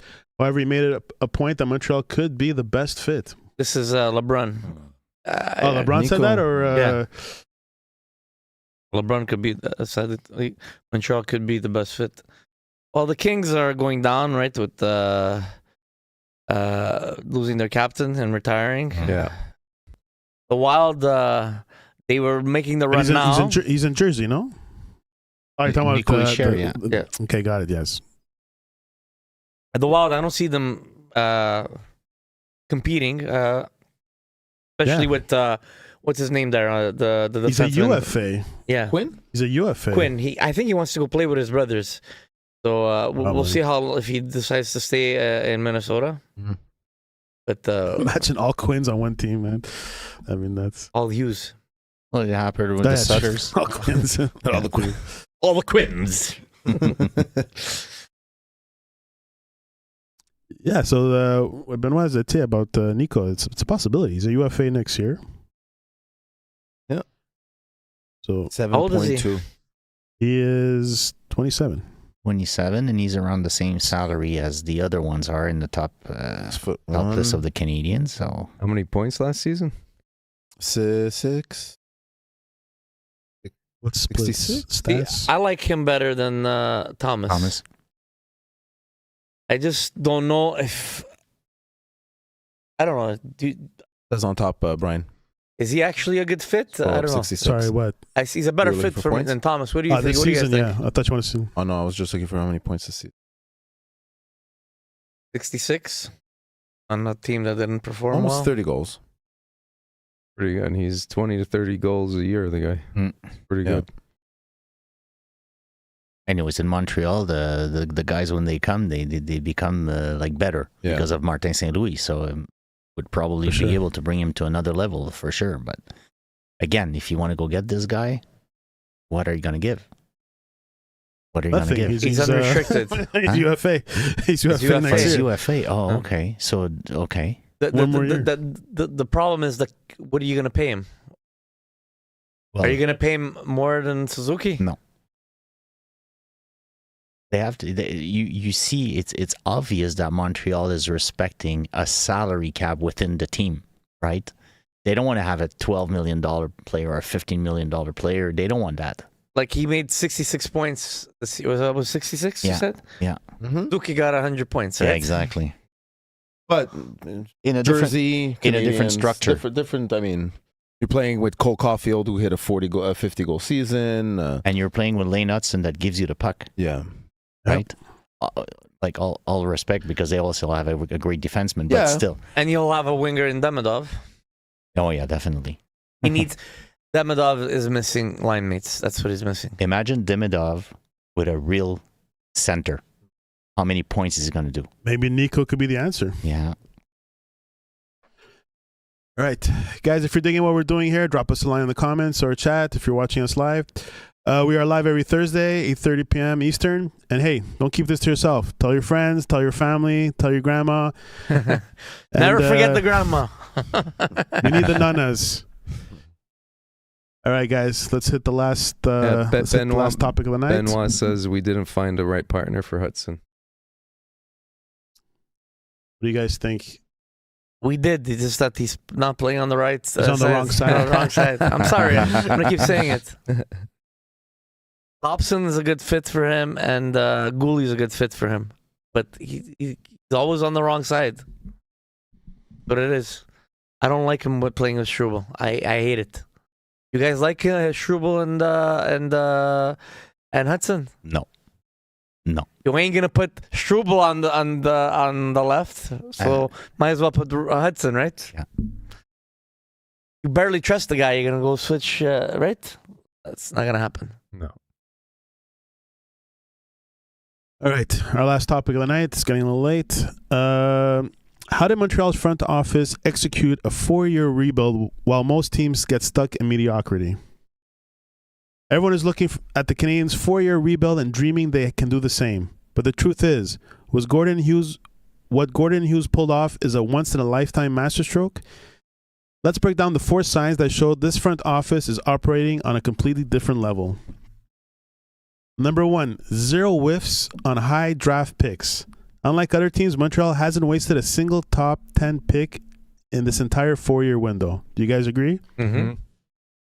Every pick they traded, they got good value for it, no? Mm-hmm. Or they traded for a first round. They got a player, and they retraded that player for another first round. Yeah. You know, so like they maximize on, and then smart moves. Yeah, very smart moves. Not like the Leafs. Who gave up all their picks. Yeah. That's interesting. You never know. This new management seems to be top. I don't know where Yeah. You better get a magician, David Copperfield, to go find some picks for them because they ain't got any in their baskets. If they're looking, if reports are right, it looks like they spoke to Matthews on a Zoom call, and things are looking good, which I don't believe is the case. It's all smokes and mirrors with these guys. They're scheduled to win the Stanley Cup They by still think- 47. They still think that making the pick for the first overall pick is going to save their season. They got it coming. If they're But I planning, heard they're open. Huh? I heard they're open to trading for the first round pick. I think they should trade. If Matthews and Nylander they're deciding to keep him, they should definitely trade that first round pick and build. They need defense. They need goaltending. Yeah. Where's They have no Matthews depth. going to go, you think? Nowhere. If they're planning to keep him there, I'll keep him there, okay. Yeah, so that first round's getting you nowhere. That guy, he's not ready to be implemented into the lineup. Where are you gonna go? You were talking about McKenna? McKenna, yeah. He's not gonna be a ready NHL ready I next would year. think, and I hope that Toronto would be stupid enough to trade him. I hope so, because it would be amazing. But it's not going to happen. But they're not going to happen. No. It's not going to happen. They should get rid of Matthews and get something good for him. We all know that the That's problem in what- Toronto. No, do it. Look what the Bruins did Yeah. when they traded away. Who was it? Thornton. Yeah. And what did they Awesome. get? Two first rounds and a second. Was it Thornton when it was the 2 first Yeah. rounds and the second round? Yeah, yeah, I yeah. think so. It's like now I'm gonna eat my own foot because all those picks that came back were all gone back. It was a Tyler Seguin that we gave back. Yeah. It was But still, he? he was Phil there when Kessel and Yeah, who's the sure, other guy? Phil Kessel. It was two first rounds and a second goalie, round and Tuukka Rask. They got Rask. Rask. yeah, from Toronto. Yeah. And Tuukka was the only guy that we kept, but we gave up all those first round picks. That's what Toronto needs to do. Give up Matthews. Go get 2 first rounds and a second round. Yeah. Build up on Gavin. Yeah. Keep But Gavin. that's He's the your problem. future. They don't want to It's the rebuild. future. That's the problem. They're not willing. So They because don't have a choice. No, Yeah, look, they exactly. do because the corporate giant is controlling. If it was up to me, they would do the proper rebuild. But because they're not going that route, that's the only reason they got who they got to take the job over there. Oh, you're talking about yeah. Nobody else wanted the job. Whoever wanted the job wanted to rebuild. These guys were yes men, and this is why they're there. But these clowns are not going to make a difference in Toronto. No. You think they're going to make a difference with what they have? They have no tools. They're trying They're to build gonna a make house. it worse. They're This trying is to why, build their if you want to at least get anywhere productive, because you're keeping Matthews and Nylander, at least trade the pick and try to get more assets to put into the team right away, and get the team competitive within the next year. You're gonna have one bad year and then get competitive again. I agree with your statement when you talk about like the big corp and everything. I agree, yes, but that would be a huge mistake. And the reason, do we agree? I mean, this is my opinion, but I'm asking you a question. Do we agree that the problem in Toronto was not Marner? 100%. Yeah. Okay. Is it obvious? Is it agree. obvious today? Yeah. Yes. Okay. Right. Perfect. But that's not what Toronto media is saying, because they keep because they need talking to about boost. him in the media now. Marner doesn't produce for Toronto. Look what he's doing now. Yeah. The problem with Toronto. Yeah, but the problem is that they didn't get nowhere with a super strong core, which were Marner, Nice. Matthews, and Nylander. They did not get anywhere. Why would you keep these two guys to try to go somewhere when you did not get anywhere when the window was wide open and they were supposed to go to the Stanley Cup Finals? So right now you're looking at two guys that are top. They're very good players. I don't like them, but they're good players. What are you going to do? You're going to keep them and you're going to rebuild around players that lost. They're not rebuilding. That's the whole thing. Yeah, but it's not, well, I mean, I agree. It's not a rebuild, but if ever you want to do something, if Toronto wants to do something, they need to build around McKenna and they need to get rid of the other two. Yeah, because it has to be a bit more long term than just rebuilding around Matthews. That's what they don't Agreed. want to do. Yeah, But They want to retool and be competitive. So in order for them to do that, they need to trade that.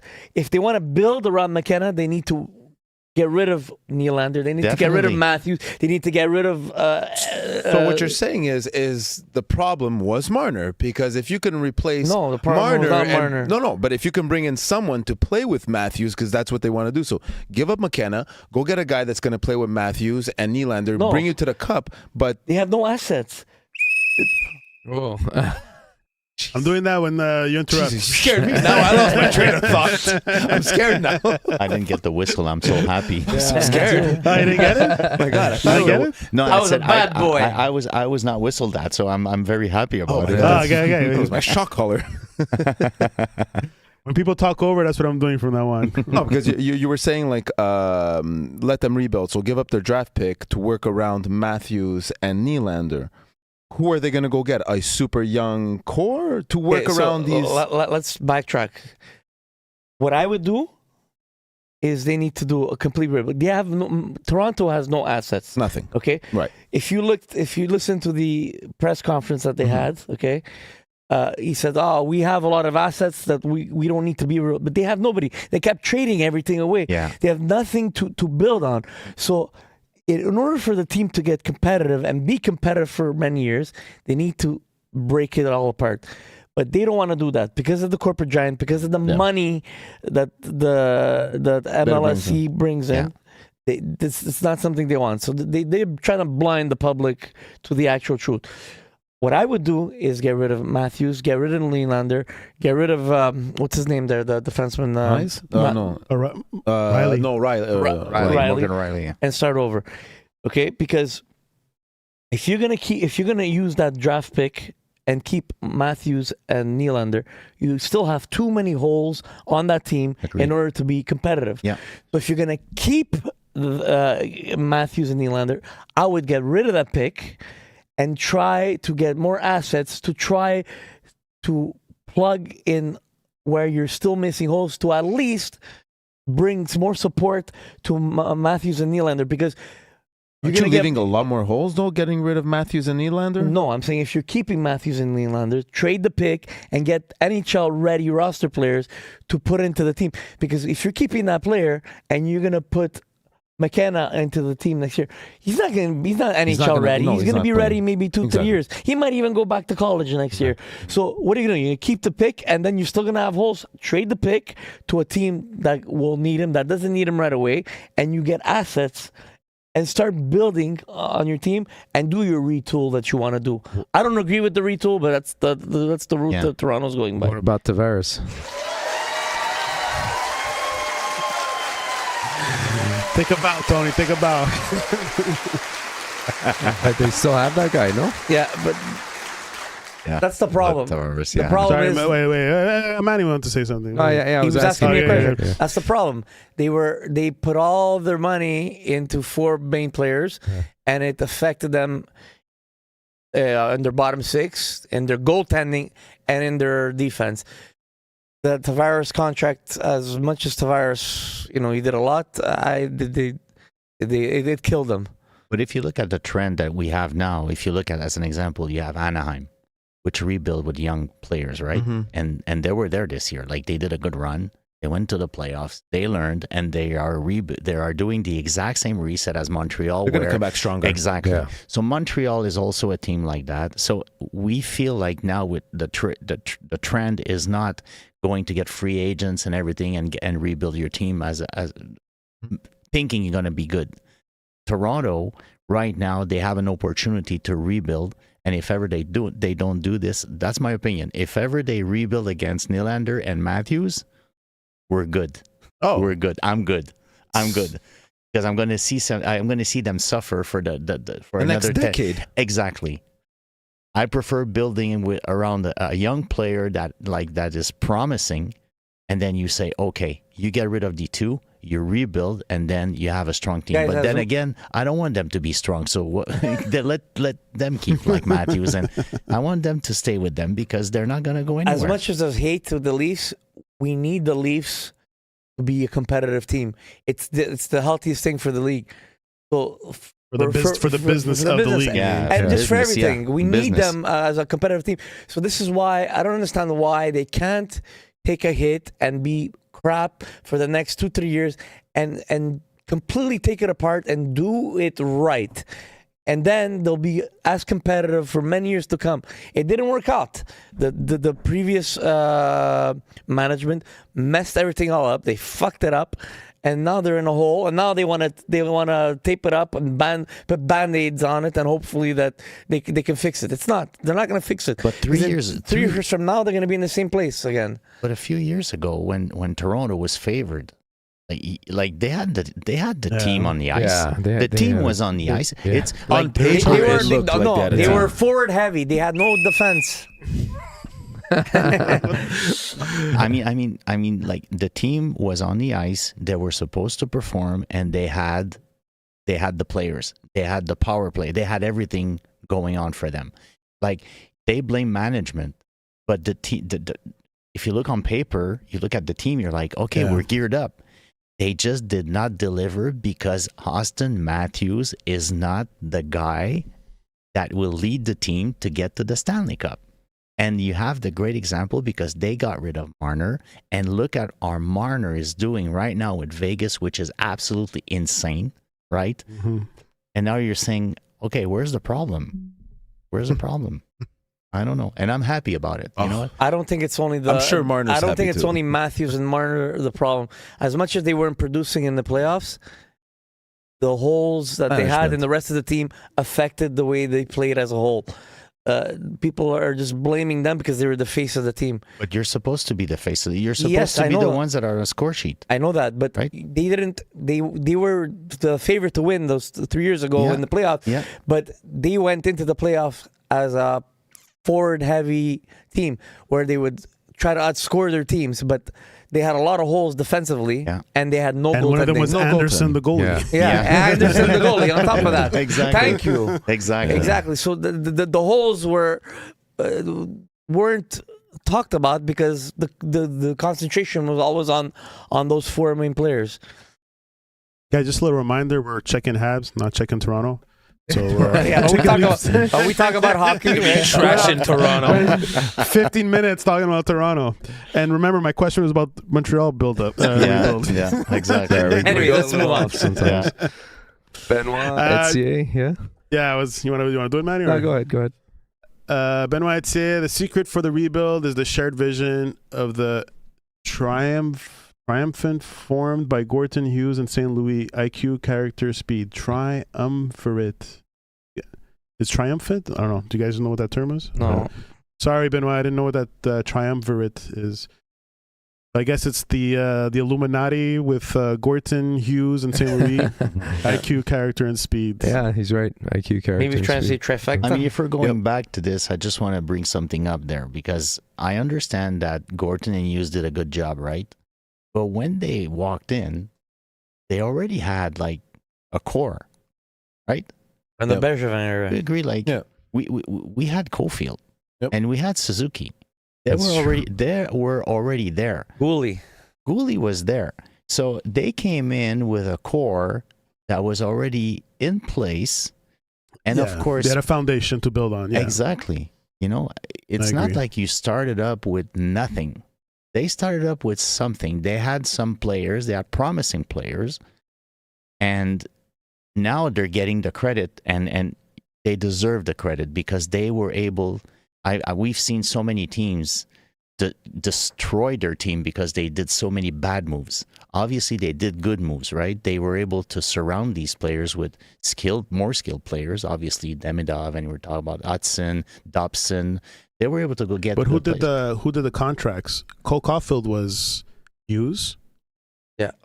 Was Suzuki's contract with Hughes? No, because Caulfield played in the Stanley Cup playoffs, so he was already playing with the Montreal Canadiens. Yeah, but the contract they had, the only contract that was done by the previous was Suzuki. Everything else was done by the Hughes administration. So Caulfield, Cole Caulfield's current contract was under Hughes. Yeah, I totally agree with you. But if ever you're the GM and you have Caulfield and Suzuki and the other ones, is it hard to sign these guys? No, but they got good contracts. We're not overpaying. I don't find we're overpaying for them. So we got good, decent contracts.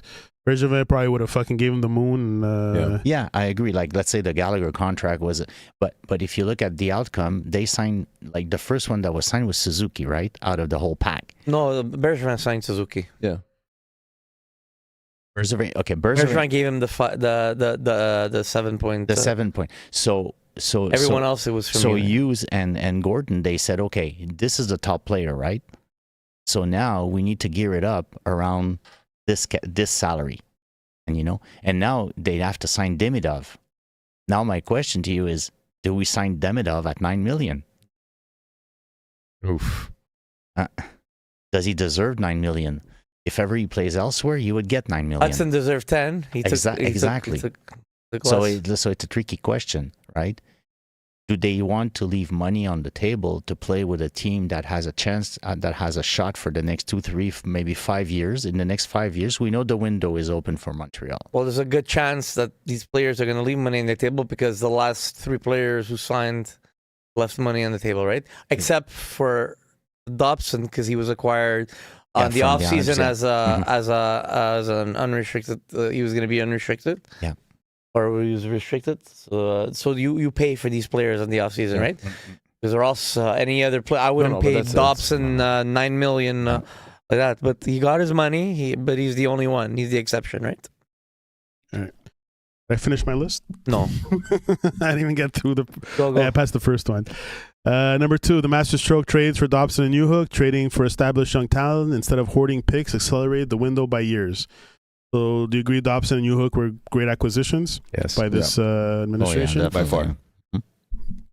Number 3, finding diamonds in the rough in later rounds, landing Lane Hudson as 62nd overall will go down as one of the biggest steals of the decade. I think we all agree on that. Genius. Right? Yeah, I don't think it was a diamond in the rough, though. I think just players were scared. Well, he was a big risk because of his size. Right? Exactly. Yeah. That's why he was 62nd overall. Yeah, he was if he was 6 foot, if he was 6'1", I think he would have been picked. If he was 6'2", 205, he would have definitely been with this skill. Imagine, can you believe it? I don't see him having the speed. No, I agree with you. The quick left-right movement that he has, that's what I love about Hudson, and that's what brings his game to another level versus his opponents, because his opponents can't chase a dog moving left and right that quick. It's insane. And he's unpredictable. He's so unpredictable. Yeah, you cannot. Yeah. If you would redo the draft today, who would go number 1? Knowing what you... Hudson, for sure.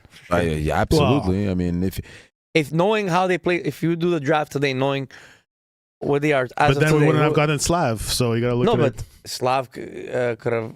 I'm just saying, we wouldn't have gotten Slav, but I'm just saying, Looking at the players now, I Cooley. would have picked Shane Wright. Shane Wright. Exactly. Who was the Brian, kid? where's your crickets? All right, guys. Exactly. Was that the kid they were? Exactly. Who was the kid that they were supposed to take first overall, and then they fucked him and they went with Shane somebody Wright. else? It was Shane Wright. It was Shane Wright. That was the kid. That's why I was saying What that. happened with that kid? No career. He plays, but he's not He's a Kraken, no? Yeah, he's a Kraken? Kraken. Yeah. He's not. Yeah. He's a not great. crackhead. He's a Kraken. No, but taking Slav, if you look at it today, was a good move. But if ever we go to your question, obviously, it's obvious. Like, first of all, like Lane Hudson, if he made history right now, today, Larry Robinson played 30 years ago, 40 years ago. It was a different game. Imagine today making what he does today in this hockey. That's outstanding. Yes, exactly. Because back in the days, the goalies, they were not. No. Not like what they No, are today. They were stand-up goalies. Exactly. It was a no pull in the butterfly. middle of the I net. totally Yeah. agree, Tony. First round. First pick. Yeah. Even with Schaefer, like just reset the whole league. Who's your number one? I would Hudson. Yeah. He's the guy. Yeah. Absolutely. That's a good point, Over too. Schaefer. Just look at it that way. If you had to Yeah. reset every single player, they all go back in You the would pool. pick him over No, but I'm Schaefer? talking about no. but I'm talking about for that year, right? The year. Yeah. Just for this year. If you had to redo it, who would you restart it? I would take definitely Hudson. First year. First pick Over overall. Schaefer.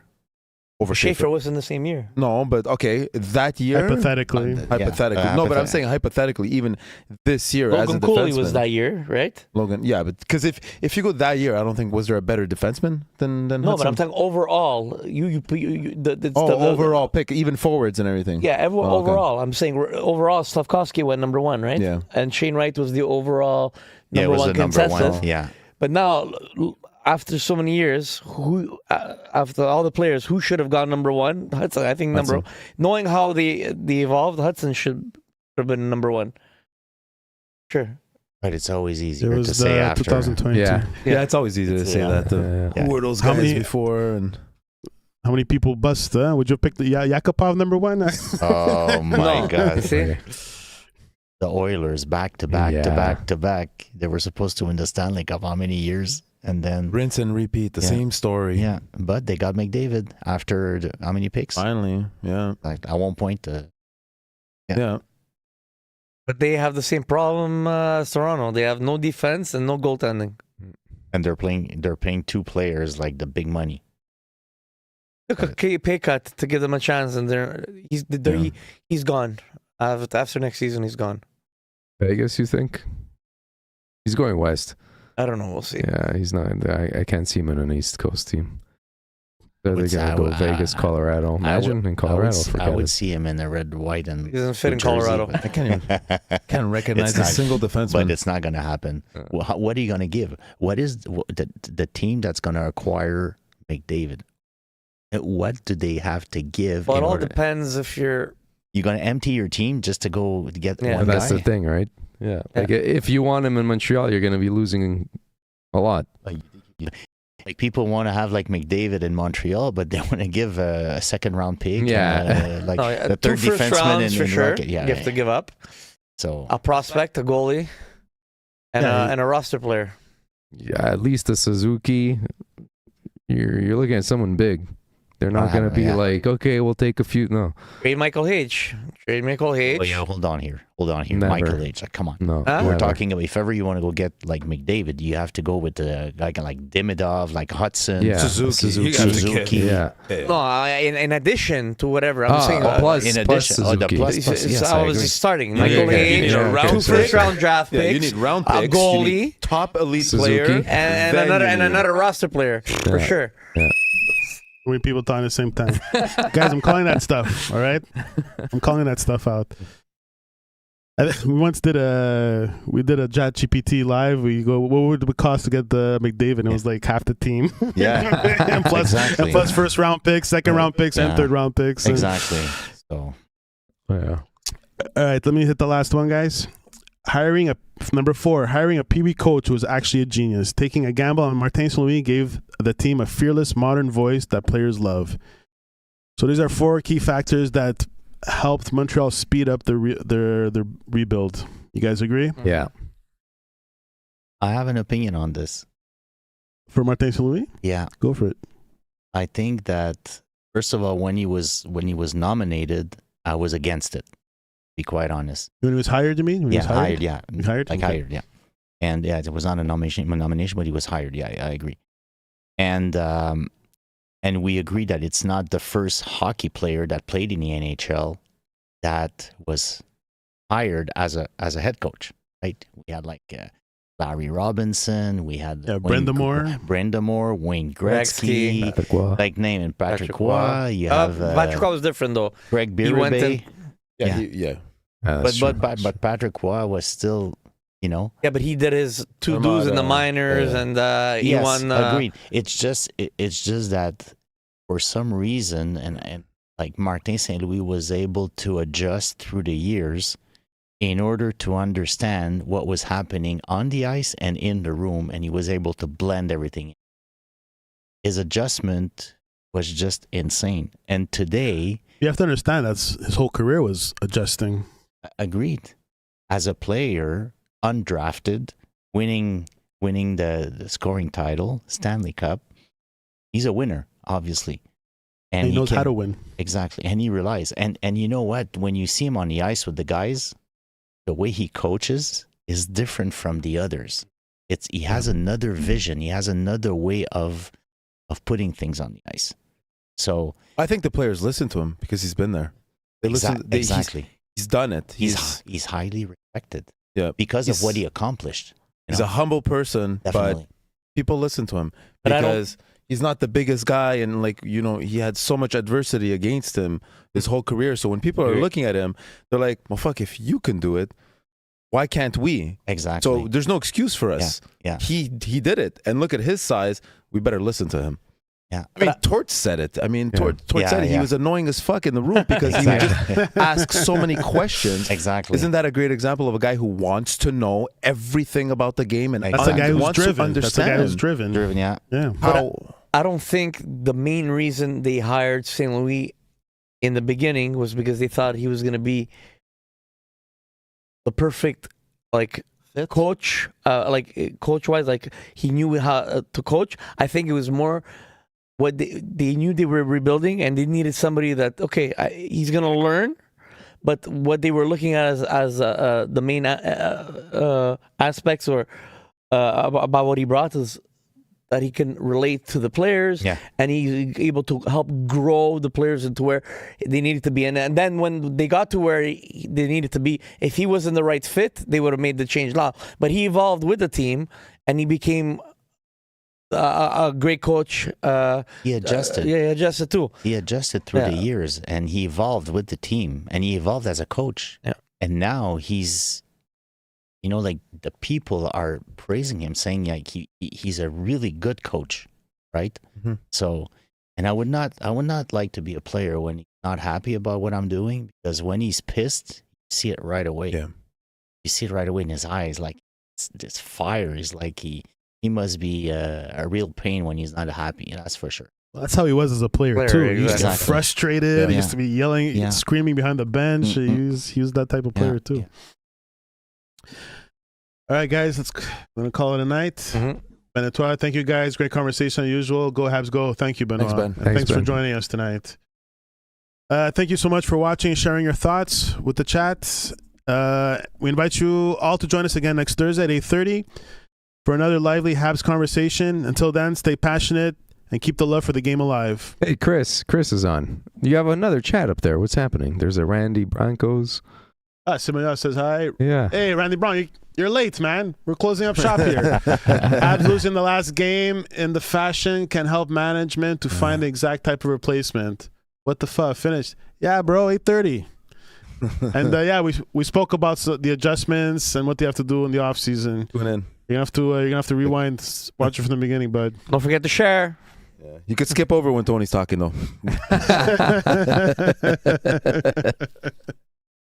Sorry, Randy, we gotta go. But guys, whoever's still on, we're gonna switch on to Checkin Ringside. We're gonna talk about UFC MMA if you want to join us. All right. Next week, still a show, I guess so. I don't think the Habs are gonna be playing next week. So yeah, we're gonna be back next Thursday. Let's go. All right. Good night, guys. Have a good one. Have a good one.